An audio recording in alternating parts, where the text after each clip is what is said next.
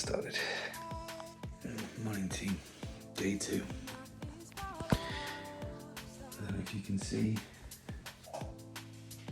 maybe a little bit wild. On the walk, last night's sweat was crazy. It's tough at the top. So I slept really well, but I woke up and it was like sweating a lot. This is only day 1. Why is that?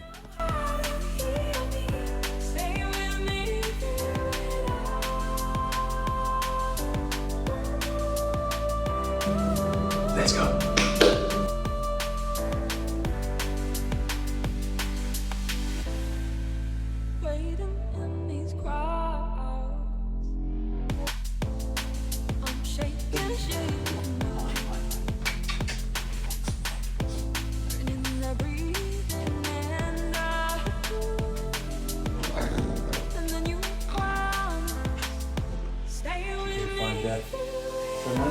Yeah.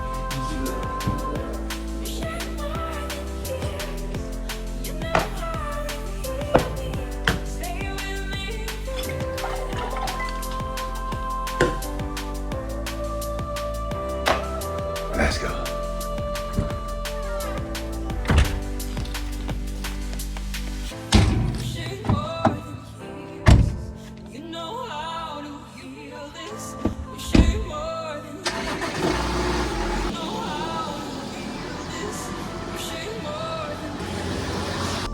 Okay, day 2 of the 5-day fast, and last night I slept really well.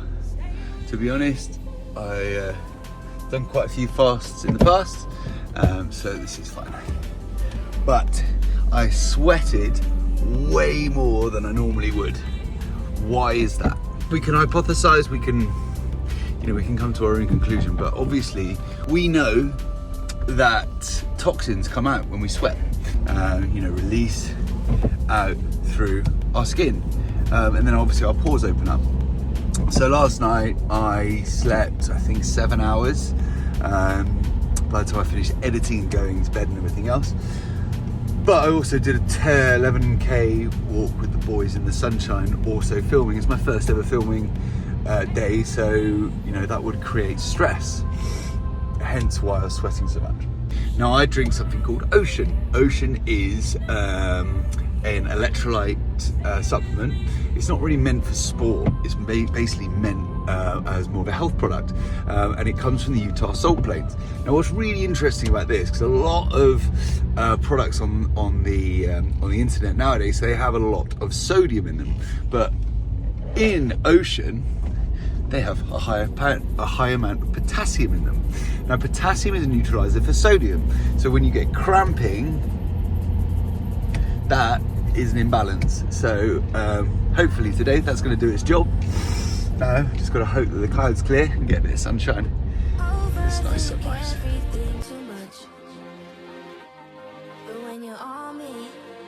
Like I know you in my past life. So anything you want, just put it on me. Cause I could do this all night. I don't care where we're going, as long as you're there. I love every emotion. You take me to, take me right there. You take me to, take me right there.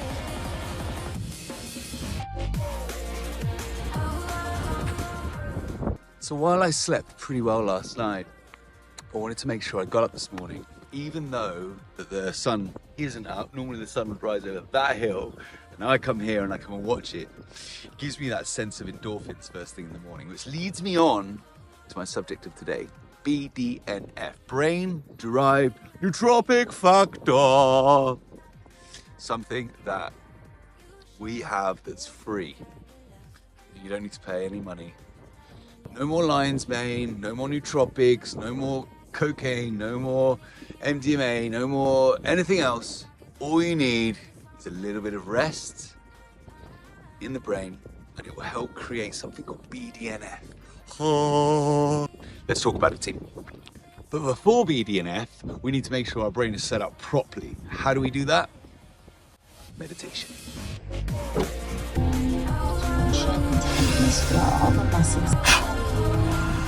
double XL out. I can't do this with you not watching. I've got to do this on my own. I'll explain more in a bit. I was like, no. I hate it when people do that. They film themselves meditating on being mindful. It's like, you can't be mindful. And I definitely couldn't, so thank you. So yeah, so what I'll do in the morning generally is like to meditate, and I just do about 10 minutes, nothing crazy, but there is so much science that comes out when it says about your connection between your heart and your brain and how that affects so many other biomarkers. Doesn't take a pill, just takes 10 minutes of your time being calm in the morning. It's worth a shot. And I can say, honestly, I feel so much better afterwards. It's such a gratitude first thing in the morning, and I'll continue to do it. But now, let's talk science. Pretty boys. Let's go. I definitely think dogs help. They give you a little bit more motivation to get out there, right? But something you will notice when you're fasting very much is that you feel a bit colder. So I always like to wrap up. Just because a 5-day especially is a little bit longer, so you want to kind of reserve as much insulation as possible, and then obviously utilize glycogen through the system, because in day 2, kind of pushing into a bit later stages of day 2 is generally when you switch over from using glucose, sugar, into ketones, which is where the next bit's going to come from. BDNF, Brain-Derived Neurotrophic Factor. I do want to try and explain this stuff to make it as simple as possible, because we all can get overwhelmed a little bit with the Andrew Hubermans of the world and all of that. But basically, all BDNF is a protein that looks after your brain cells. So you want to be able for that to be produced and utilised as much as possible. Fasting helps it.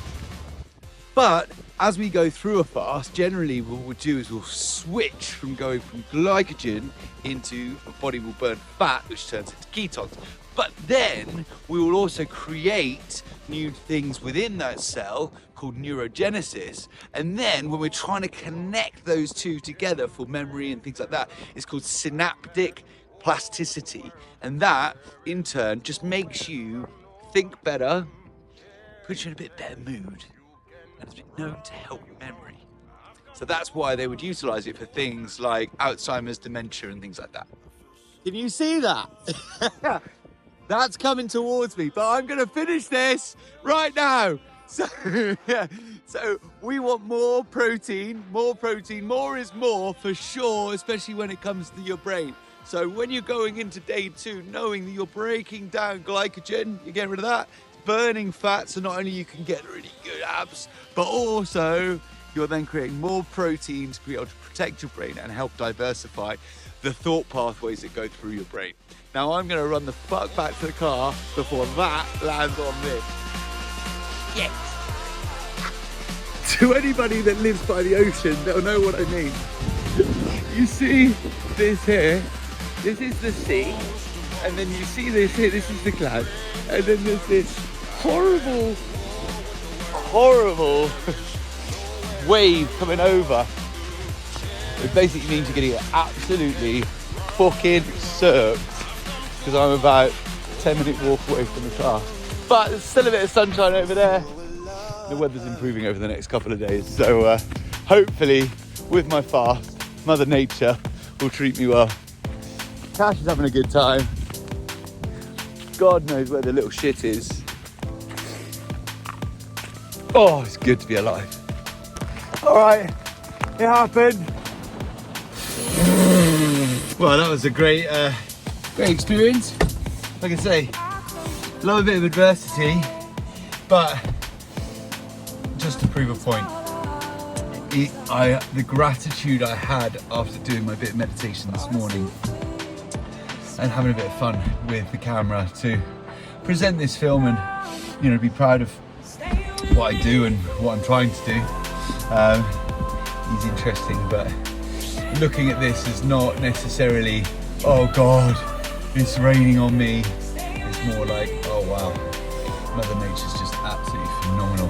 1 minute it can be nice and clear and good, and the next minute it's a little bit of rain.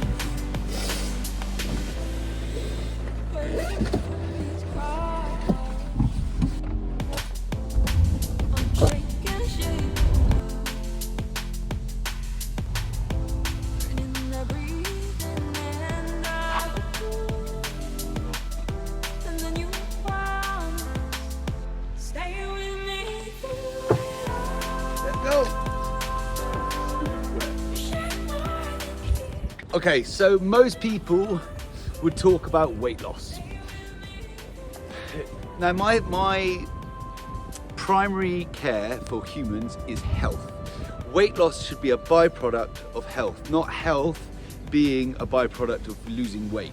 Because what we then generally find is that people are nutrient deficient. That's when you get things like IBS, that's when you get things like Crohn, arthritis, depression, tiredness, sleep apnea, all these things.